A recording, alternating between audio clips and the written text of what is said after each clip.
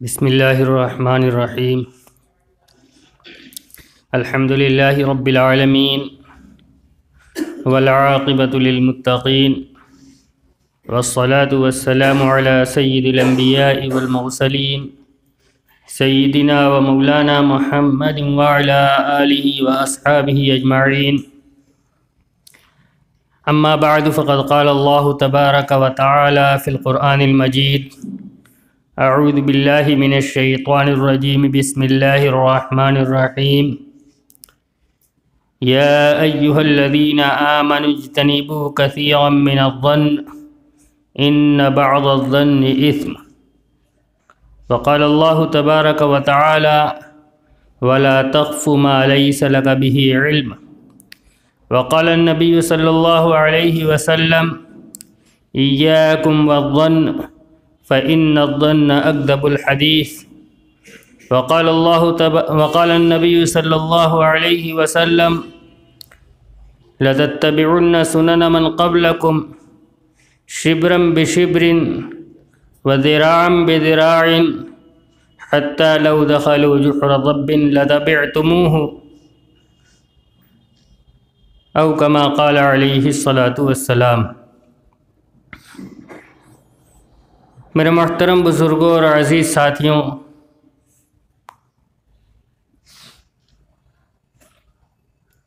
اللہ تبارک و تعالیٰ نے ہمیں اس ملک کے اندر پیدا فرمایا اور اپنے فضل و کرم سے ایمان کی دولت سے نوازا ہے۔ ایمان اللہ تبارک و تعالیٰ کے خزانے کی وہ دولت ہے جو محض اللہ کے فضل سے حاصل ہوتی ہے۔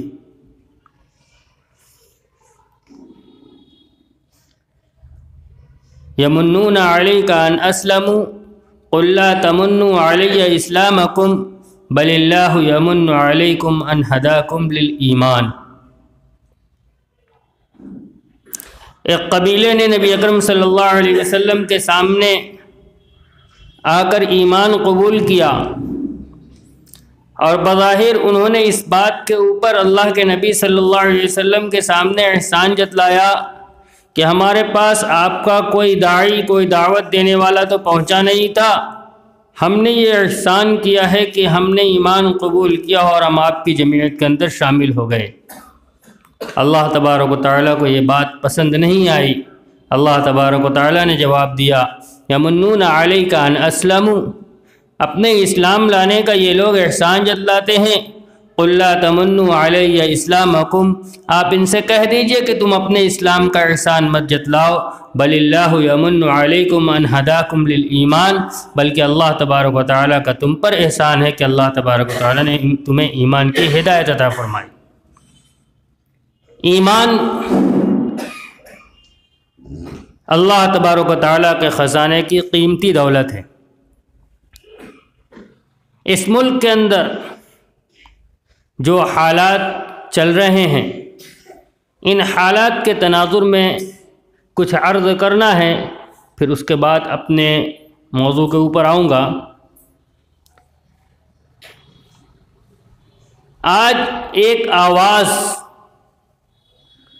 خاص طور سے اس طبقے کی جانب سے اٹھ رہی ہے جو اپنے آپ کو دانشور کہتا ہے۔ معلوم نہیں دانشوری کا پیمانہ کیا ہے کہ مسلمانوں کی قیادت کیا کر رہی ہے۔ ملک جن حالات سے گزر رہا ہے وہ ہم میں سے کسی سے پوشیدہ نہیں ہے۔ مسلمان، میرا جو اپنا تجزیہ ہے وہ یہ ہے کہ اس ملک کا مسلمان، اس نے کبھی کسی کو اپنا قائد تسلیم ہی نہیں کیا۔ میں پیچھے سے چلوں، اس ملک کے اوپر جب انگریزوں کا تسلط تھا اور اس وقت ملک کی آزادی کے لیے مسلمان اور برادران وطن دونوں ایک ساتھ یکساں طور پر کوشش کر رہے تھے۔ اس وقت بھی مسلمانوں کی جو قیادت تھی، حقیقی معنوں میں قیادت، وہ جمعیت علماء ہند کر رہی تھی، اور جمعیت علماء ہند کی قیادت ایسی مضبوط تھی کہ کانگریس اپنے ریزولیشن جمعیت علماء ہند کے ریزولیشن کے بعد پاس کیا کرتی تھی، اس کی نظر رہا کرتی تھی کہ یہ کیا کر رہے ہیں۔ چنانچہ تاریخ کا حصہ ہے کہ اس ملک کی مکمل آزادی کی پہلی آواز جمعیت علماء ہند نے اٹھائی ہے، اس کے بعد کانگریس نے اپنے ریزولیشن میں اس کو پاس کیا ہے۔ ملک کی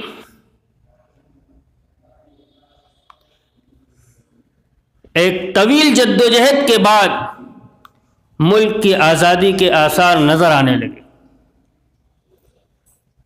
جب ملک کی آزادی کے آثار نظر آنے لگے تو یہی قیادت جس نے اپنی جان ہتھیلی پر رکھ کر ملک کے آزادی کے دہانے پر پہنچایا تھا، یہی قیادت جنہوں نے کبھی کراچی کی خلافت کانفرنس کے اندر کہا تھا کہ لیے پھرتی ہے بلبل چونچ میں گل، شہید ناز کی تربت کہاں ہے، کھلونا سمجھ کے نہ برباد کرنا، ہم بھی کسی کے بنائے ہوئے ہیں، اور فرنگی کی فوجوں میں حرمت کے فتوے سرے دار پر بھی لگائے ہوئے ہیں۔ یہ وہ قیادت جس نے اپنی جان ہتھیلی پر رکھ کر ملک کو آزادی کے دہانے پر پہنچایا ہے۔ ایک قوم اٹھتی ہے، کچھ افراد اٹھتے ہیں اور مسلمانوں کے جذبات کو ابھار کر ایک نظریہ پیش کرتے ہیں مملکت خداداد کا، اور پھر مسلمان اپنے جذبات کی رو میں یہ بھی بھول جاتا ہے کہ کن کی قربانیوں کے نتیجے میں یہ آزادی ہمارے سامنے آ رہی ہے، اور جذبات کی رو میں بہہ کر وہ قیادت جس نے اپنی جان ہتھیلی پر رکھ کر ملک کو آزادی کے دہانے پر پہنچایا ہے، اس کی پگڑیاں تک اچھالی گئیں۔ ہندوؤں کا دلال کہا گیا، کانگریس کا دلال کہا گیا، ان کے ایمان کے اوپر سوال کھڑے کیے گئے، ان کے سامنے وہ حیاسوز حرکتیں کی گئیں جن کو زبان سے کہتے ہوئے شرم آتی ہے۔ میں کہنا یہ چاہ رہا ہوں کہ آج جو لوگ یہ سوال کرتے ہیں کہ مسلمانوں کی قیادت کہاں ہے اور مراد علماء ہوتے ہیں، میں یہ کہنا چاہتا ہوں کہ ہر زمانے کے اندر مسلمانوں نے کبھی اپنی قیادت کو متفقہ طور پر تسلیم ہی نہیں کیا ہے۔ اور دوسری بات، آج بھی اگر مسلمانوں کو اس بات کے اوپر ایک سروے کر لیا جائے کہ وہ اپنا قائد کسے مانتے ہیں، تو مجھے نہیں امید ہے کہ مسلمان اس پر اتفاق کر پائیں گے۔ لیکن وہ سوشل میڈیا کے مجاہدین جو اپنے نرم گدوں پر بیٹھ کر، اپنے بیڈ روم اور ڈرائنگ روم میں بیٹھ کر صرف موبائل اور کمپیوٹر کے ذریعے جہاد کر رہے ہیں، ان کی زبان اور ان کے قلم کا کوئی بھروسہ نہیں، میدان عمل سے انہیں کوئی تعلق ہی نہیں ہے۔ لیکن جب لکھنے کا نمبر آئے، زبان سے کچھ کہنے کا نمبر آئے، تو کیا حیثیت رہ جاتی ہے اپنے اکابر کی، کیا حیثیت رہ جاتی ہے ان لوگوں کی جنہوں نے آج کے اس زمانے کے اندر اس مخالف ماحول کے اندر بھی اپنی بات ایوان حکومت سے منوائی ہے، جو سینہ سپر ہو کر کھڑے ہو جاتے ہیں۔ کوئی ایک چھوٹی سی بات مل جائے، فوراً ان کے ایمان کے اوپر بھی سوال کھڑا کر دیا جاتا ہے۔ میں بہت پیچھے نہیں جاتا،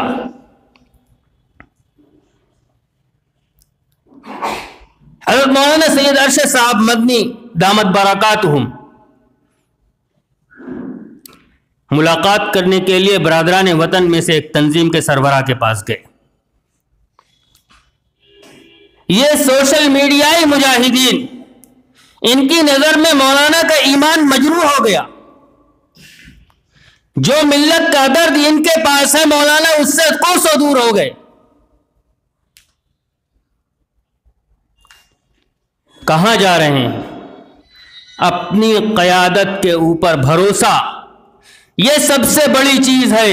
اگر قائد مانا ہے تو بھروسہ کرو، اور اگر نہیں مانا تو پھر آپ کو انگلی اٹھانے کا کوئی حق نہیں.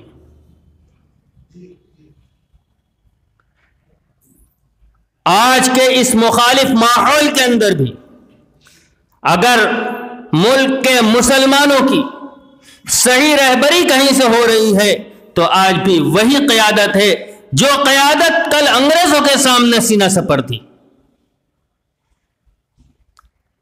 پھر پیچھے چلتے ہیں. مسلمان ہر دور کے اندر جذبات سے فیصلے کرتے آیا ہے اور آج بھی جذبات سے فیصلے کر رہا ہے. جب ملک آزادی کے قریب پہنچا ہے اور دو قومی نظریہ پیش کیا گیا ہے تو وہ لوگ جن کا آزادی کی اس لڑائی کے اندر کوئی حصہ نہیں تھا، مسلمانوں کے ہمنوا، مسلمانوں کے ہمدرد اور پیشوا بن کر آگے آ گئے. اور اس زمانے کے اندر ریفرینڈم کرایا گیا تھا اور مسلمانوں کو اس بات کا پابند کیا گیا تھا کہ وہ فیصلہ لیں. اس وقت مسلمانوں کی اکثریت اس بات کی حامی تھی کہ مسلمانوں کا اپنا الگ ملک ہونا چاہیے. جذبات. کیرل جیسا علاقہ کہ اگر ملک کی تقسیم ہوتی تو وہاں کے افراد جا بھی نہیں سکتے تھے، یہ بات متعین تھی، لیکن وہاں سے لے کر وہاں سے بھی جو ریفرینڈم کے اندر جو نتیجے ہیں وہ سب دو قومی نظریے کے حق میں ہیں. جذبات سے لیا گیا فیصلہ. سن 47 کے اندر ملک دو حصوں میں تقسیم ہوا اور پھر وہ حالات پیش آئے ہیں سرحدی علاقوں کے اوپر اور سہارنپور تک کے علاقوں کے اوپر. پنجاب پورا کا پورا خالی ہو گیا. پھر مسلمانوں کی خون کی وہ ندیاں بہی ہیں جس کا تصور آج ہم اور آپ نہیں کر سکتے. اور وہ لوگ جنہوں نے مسلمانوں کی مسیحائی کا دم بھرا تھا، ملک کے تقسیم ہونے کے بعد ان کا جملہ تھا کہ ہم آج ہندوستان کے مسلمانوں پر فاتحہ پڑھ کے جائیں. پہلے جذبات کو ابھارا ہے اور جب مسلمانوں نے جذبات میں آ کر فیصلہ لیا ہے اور مسلمانوں نے اس کا نقصان کل بھی اٹھایا ہے اور آج بھی جھیل رہے ہیں. آنے والے معاملات نے اس بات کو ثابت کر دیا کہ کل جو نظریہ جمعیت علماء ہند کا تھا وہی صحیح تھا. اور حضرت مولانا حسین احمد صاحب مدنی رحمت اللہ علیہ نے جب ملک دو حصوں میں تقسیم ہو گیا اسی وقت کہہ دیا تھا کہ تم لوگوں نے تو میرے سارے منصوبے کے اوپر پانی پھیر دیا.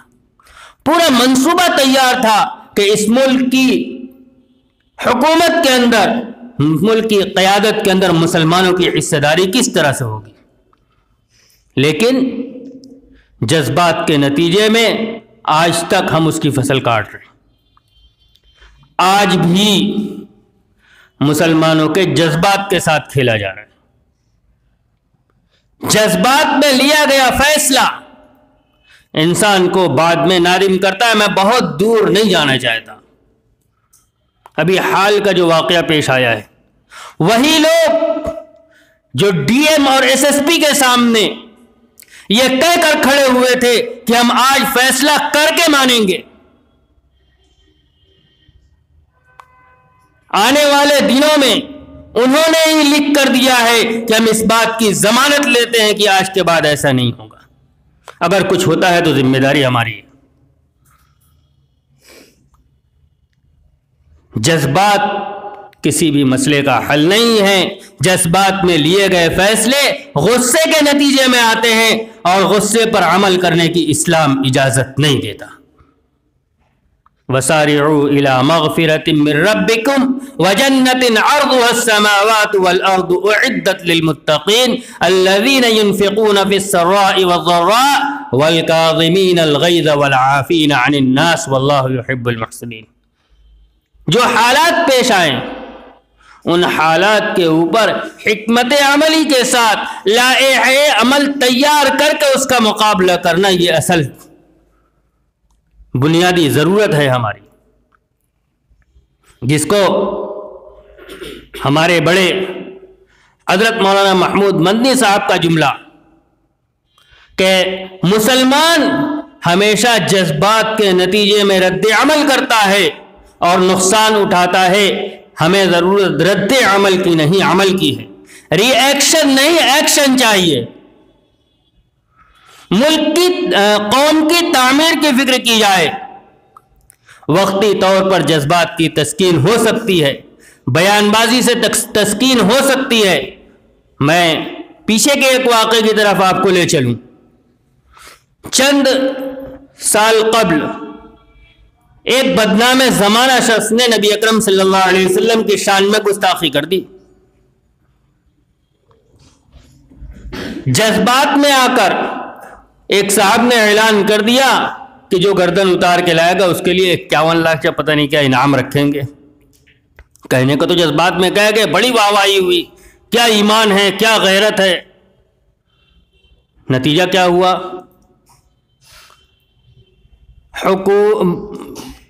उस बदनाम ज़माना शख्स के अपने करीबी लोगों में जो दुश्मन थे उन्होंने उसका कत्ल किया और उस पुराने बयान की बुनियाद पर इनको अरेस्ट कर लिया गया। जज्बात की तस्कीन तो हो गई, नुकसान यहां उठाना पड़ा। बहुत सारे वाक़यात हैं, एक दो नहीं कितने सुनाऊं। मुझे अर्ज जो करना है वो ये है कि जज्बात में आकर सिर्फ रद्द अमल कर देना बिना किसी लाए अमल के, इसकी वक्त हमें इजाज़त नहीं देता। और इस रद्द अमल के नतीजे में बड़ों की पगड़ियां उछल जाएं। जो कल भी हमारे लिए बड़े थे और आइंदा भी हमें उन्हीं की क़यादत में चलना है, उन्हीं के ऊपर उंगलियां उठाई जाए। और उंगलियां उठाने वाले कौन लोग हैं? जिनका मैदान अमल से कोई ताल्लुक नहीं है। व्हाट्सएप, फेसबुक और ट्विटर पर लिख देने का नाम जिंदगी नहीं है, यह मैदान अमल नहीं है।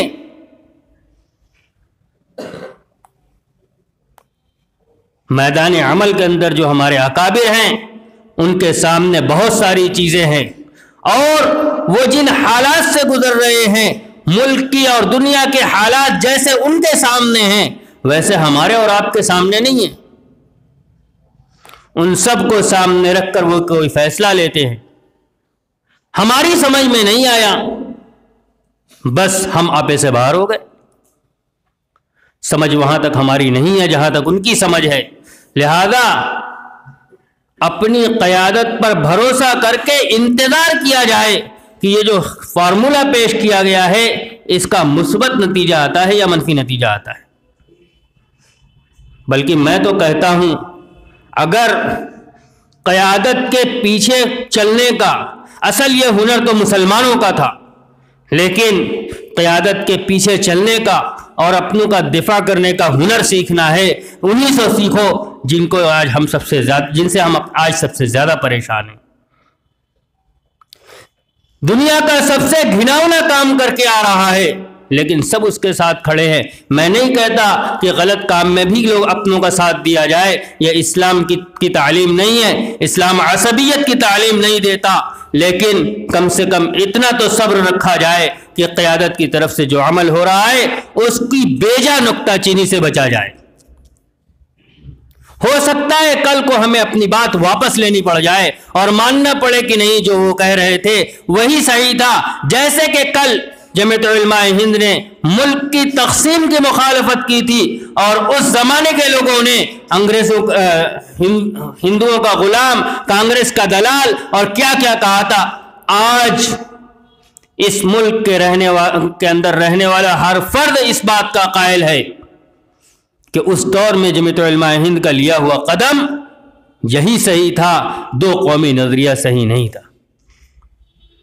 اختلاف اپنی جگہ پر ہے، اختلاف اپنی جگہ پر ہے، لیکن مخالفت، عناد، بغض اس کی اجازت نہیں ہے۔ اور پھر جہاں ہماری رسائی نہیں ہے اس کے بارے میں اپنی رائے قائم کرنا۔ میں نے آیت تلاوت کی، اللہ تبارک و تعالی ارشاد فرماتے ہیں یا ایھا الذین آمنوا اجتنبوا کثیرا من الظن ان بعض الظن اثم، بہت زیادہ گمان کرنے سے بچو، اس لیے کہ بعض گمان گناہ ہے۔ اور اللہ کے نبی صلی اللہ علیہ وسلم نے فرمایا ایاکم والظن فإن الظن اکذب الحدیث، یہ بدگمانی کے زمرے میں آتا ہے اور بدگمانی حرام ہے۔ دو باتیں میں نے عرض کی، پہلی اپنی قیادت پہ بھروسہ کرنا سیکھیں۔ جب ہم اور اپنے قائد کو قائد ماننا سیکھیں۔ مسلمانوں کا بڑا بحران یہی ہے کہ ان کا اپنا کوئی قائد نہیں ہے، کسی قائد کے اوپر متفق نہیں ہے، ہر ایک دوسرے کی ٹانگ کھینچنے پہ لگا ہوا ہے۔ دوسری بات، جذبات کسی مسئلے کا حل نہیں ہے۔ مضبوط لائے عمل یہ مسائل کے حل کرتے ہیں۔ وقتی جذبات میں دیا ہوا بیان، جتنے لوگ ملک کے اندر جذباتی بیان دیتے ہیں ان کے پاس جذباتی بیان کے علاوہ کچھ نہیں ہے۔ اگر آپ ان سے قوم کی ترقی کے لیے، قوم کی تعمیر کے لیے لائے عمل کا سوال کر دے تو ان کے پاس کوئی لائے عمل نہیں۔ لہذا بڑی ہوش مندی کے ساتھ، بڑے صبر اور ضبط کے ساتھ ان حالات کا سامنا کرنا ہے۔ مضبوط لائے عمل کے ساتھ اپنے اکابر اور اپنے قیادت کے ساتھ چلتے ہوئے اس مسئلے کو حل کرنا ہے۔ ملک پہلی مرتبہ ایسے حالات سے دوچار نہیں ہوا ہے۔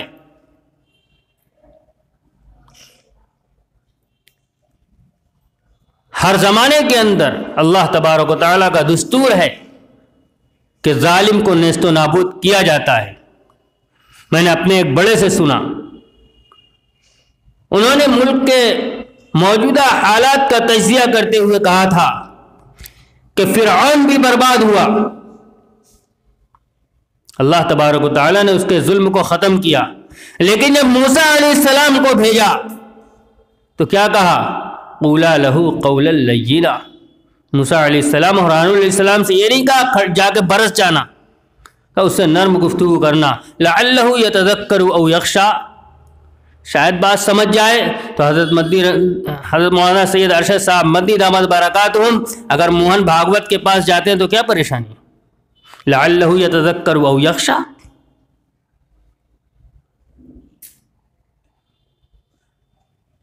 نہ سیرت کا مطالعہ، نہ قرآن و سنت کا علم، نہ ذہن کی وہ وسعت، اس کے باوجود اپنے اکابر کے اوپر زبان کھلی ہوئی ہے۔ کرنا کچھ نہیں ہے، دو چار لفظ ٹائپ کرنا ہے اور اس کے بعد لوگوں کو سنا دینا ہے۔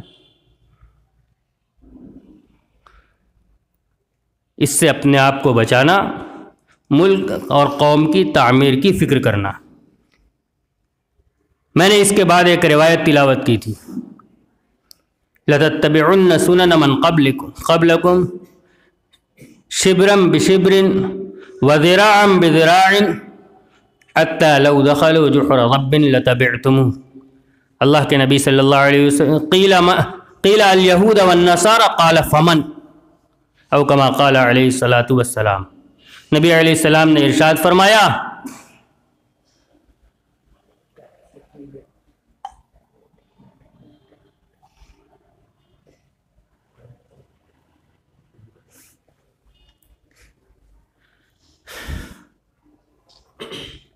آپ صلی اللہ علیہ وسلم نے ارشاد فرمایا تم اپنے پچھلوں کی پیروی کرو گے، بالشت بالشت، ہاتھ ہاتھ، حتی لو دخلوا جحر ضب لتبعتموہ او لدخلتموہ، کہ اگر وہ گوہ کی بل کے اندر بھی گھسیں گے تو تم بھی ان کے پیچھے پیچھے جاؤ گے۔ کہا گیا کیا اس سے مراد یہودی اور نصرانی ہیں؟ آپ نے فرمایا تب اور کون؟ آج ہمارے معاشرے کی یہ پریشانی، میں نے دو باتیں ذہن میں رکھی تھی، ایک تو ہمارے ملکی مسئلے سے متعلق اور ایک ہمارے معاشرتی مسئلے سے متعلق۔ آج ہمارے معاشرے کی یہ پریشانی ہے کہ مغرب کدھر جا رہا ہے، اسٹیٹس سمبل ہے،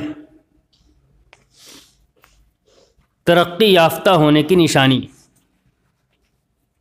اللہ کے نبی صلی اللہ علیہ وسلم نے فرمایا چلتے رہو گے ان کے پیچھے، جو جو چیزیں ان کی ہیں وہ سب تم اپناتے چلے جاؤ گے۔ جہاں بہت ساری چیزیں انہوں نے اس انسانی معاشرے کو برباد کرنے کے لیے انہوں نے رائج کی، انہی میں سے ایک چیز ہے جس کا خوبصورت نعرہ دیا گیا، آزادی نسواں، عورتوں کی آزادی۔ آزادی کا تصور انسان ہر طرح کی بندشوں سے آزاد ہو جائے، جانور ہو جائے، اگر اس کا نام آزادی ہے تو اس آزادی کا انسان سے کوئی تعلق نہیں۔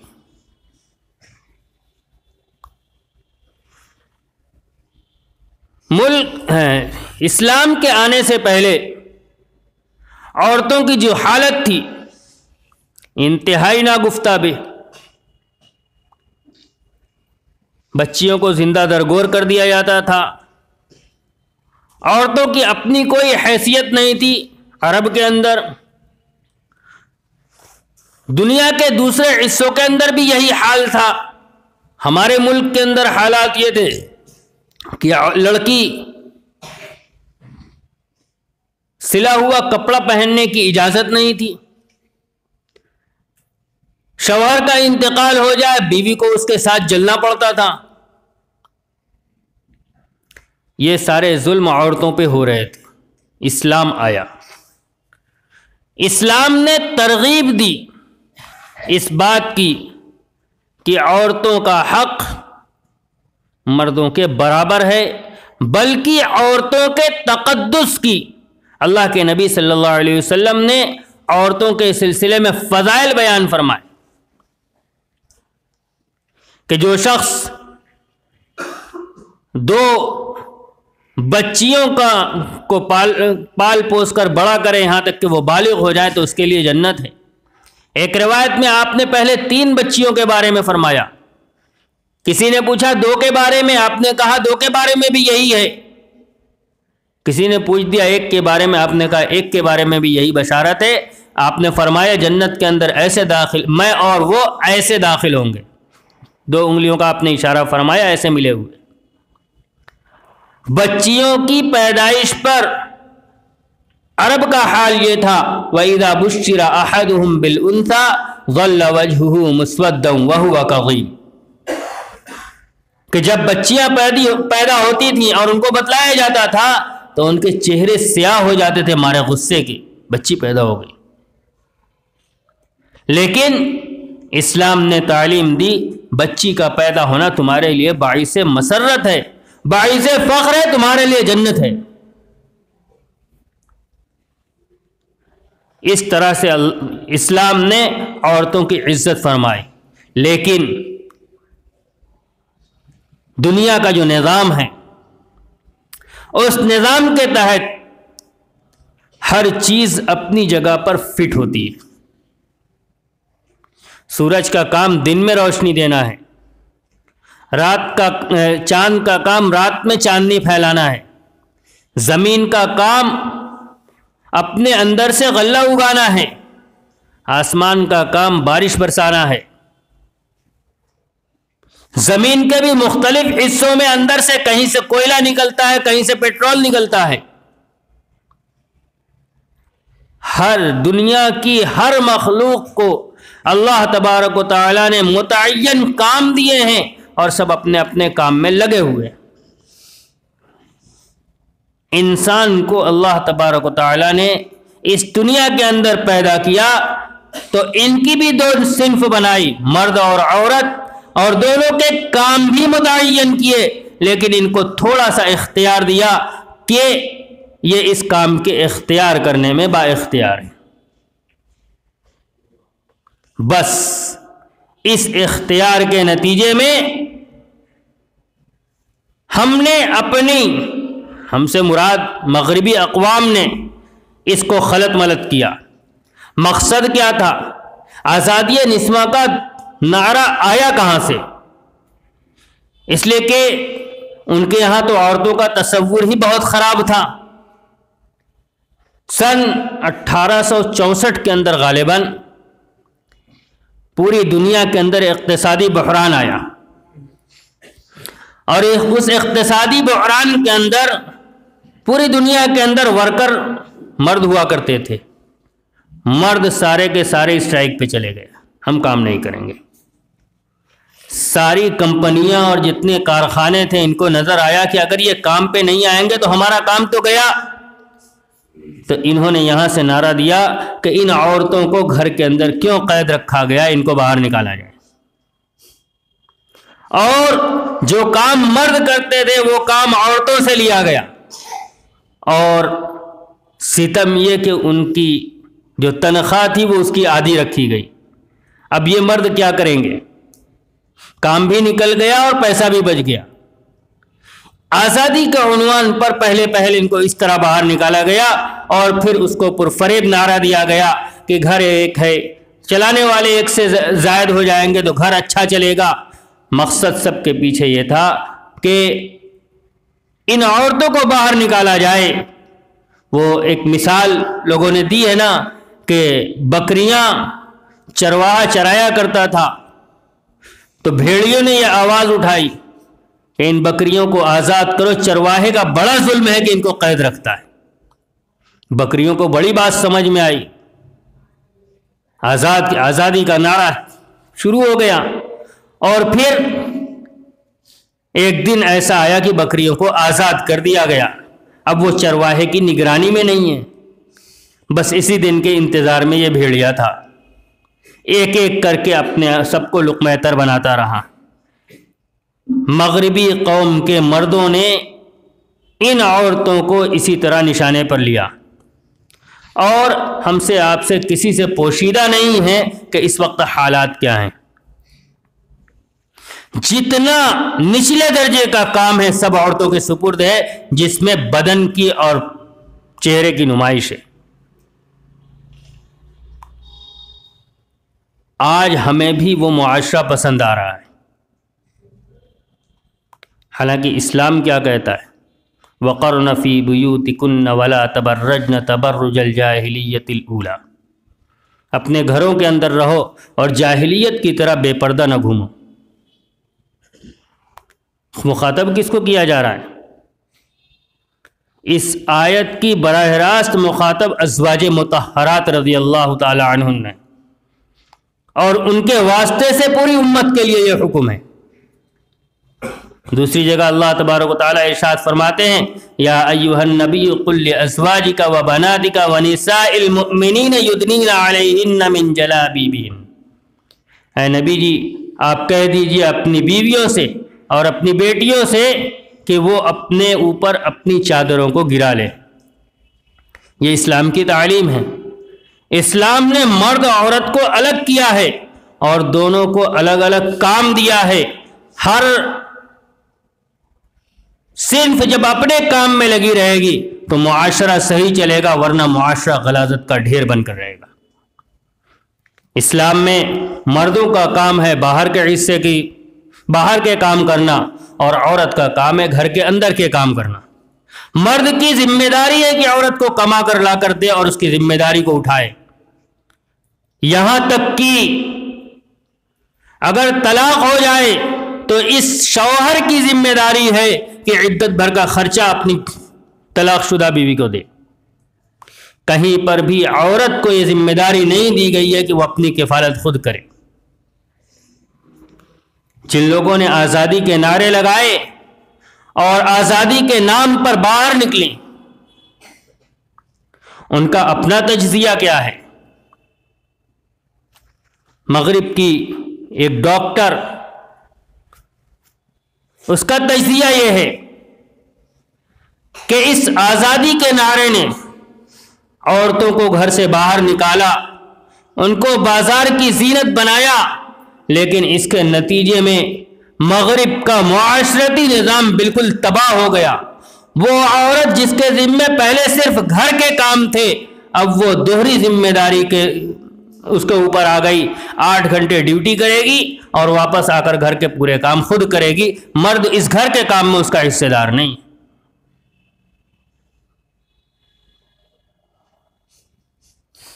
ہندوستان کا ایک عورت کا تجزیہ ابھی حال کا، پوری تحریک اسی کے اوپر وہ چلا رہی ہے، آزادی نسواں پر۔ ایک صاحب نے اس سے سوال کیا کہ اس آزادی نسواں کی پوری تحریک سے آپ کو حاصل کیا ہوا؟ مجھے تو یہ نظر آتا ہے کہ سوائے اس کے کہ آپ کے چہرے اور آپ کے لباس یا دوسرے کی لذت کا سامان بنے، اس کے علاوہ کچھ حاصل نہیں ہوا۔ تو وہ عورت جو اس تحریک کا حصہ ہے وہ کہتی ہے حقیقت یہی ہے، لیکن ہم عورتیں نے اسی کو آزادی سمجھ رکھا ہے۔ میں عرض یہ کرنا چاہتا ہوں کہ اس دعوے اور اس حقیقت سے کوئی انکار نہیں کر سکتا کہ مغرب کی پیروی کے اندر آج جیسے مغرب معاشرتی بحران کا شکار ہے، اگر ہم نے اپنے نوجوانوں کی نگہداشت نہ کی اور ان کو اس سوچ سے باہر نہ نکالا تو پھر آنے والے دنوں میں ہمارا معاشرہ بھی برباد ہو کر رہے گا۔ یہ ساری تمہید میں نے باندھی ہے آنے والی 14 فروری کو سامنے رکھ کر۔ مغرب نے اس چیز کو جو فحاشی تھی، صریح فحاشی، اس کے لیے بھی ایک دن متعین کر دیا، اور آج ہمارا معاشرہ بھی اس سے خالی نہیں۔ ہمارا معاشرہ بھی اس سے خالی نہیں ہے۔ اسلام ایک مرد اور ایک عورت کو، اجنبی مرد اور اجنبی عورت کو، کسی بھی حال میں گفت و شنید کی اجازت نہیں دیتا جب تک کہ آپس میں نکاح کا مقدس رشتہ نہ بن جائے۔ آج ہمارے معاشرے کے اندر یہ وبا عام ہے کہ آپس میں منگنی کی رسم ہو گئی تو اب لڑکی اور لڑکے کے اندر کا حجاب ختم ہو جاتا ہے موبائل کے ذریعے۔ زنا ہے زنا۔ جیسے ایک راہ چلتی ہوئی عورت غیر محرم ہے، ویسے ہی اپنا منگیتر غیر محرم ہے، جب تک کہ نکاح کے مقدس رشتے میں نہ بن جائے۔ گھر کے لوگ ٹھیک ہے آنے والے دنوں میں میاں بیوی بن جائیں گے، کس نے کل دیکھا ہے؟ بن جائیں گے جب بنیں گے تب۔ آج دونوں گناہ کے اندر مبتلا ہیں اور واقعات رونما ہو رہے ہیں۔ ہماری آنکھ بند کر لینے سے حالات نہیں تبدیل ہو جائیں گے، واقعات ہو رہے ہیں۔ لہذا سرپرست حضرات کی ذمہ داری ہے کہ اس پر نظر رکھیں۔ ویلنٹائن ہے کیا؟ کہاں سے آیا؟ ہم اسلام کی زبان میں کہیں تو فحاشی کا سب سے بڑا تہوار ہے، آج مسلمان اس کے اندر مبتلا ہے۔ اسلام نکاح سے پہلے کی محبت کی اجازت نہیں دیتا۔ دو چیزیں الگ الگ ہیں۔ ایک ہے اپنے لیے اپنے جوڑے کو پسند کرنا، اس کی اسلام اجازت دیتا ہے، کہ ہر لڑکے اور ہر لڑکی کو اس بات کا حق حاصل ہے کہ اپنے پسند کے لڑکے یا لڑکی سے شادی کرے، لیکن اس کا مطلب یہ نہیں ہے کہ ہر طرح کے مراسم بھی رکھے۔ آج اس عنوان سے بے حیائی پھیل رہی ہے اور اس کے اوپر آزادی نسواں کا ٹھپا لگا ہوا ہے۔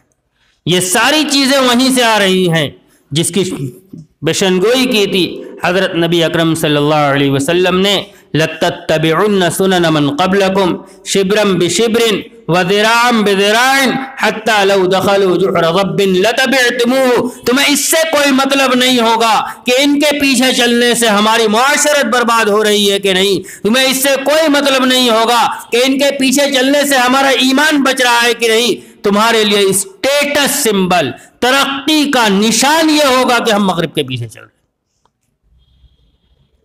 لہذا ضرورت اس بات کی ہے اسلامی قوانین کو پڑھا جائے، اور اس میں بڑی ذمہ داری گھر کے سرپرست حضرات کی ہے کہ اپنے بچوں کی تربیت اس انداز میں کریں کہ ان کے ذہن کے اندر مغرب سے نفرت پیدا ہو۔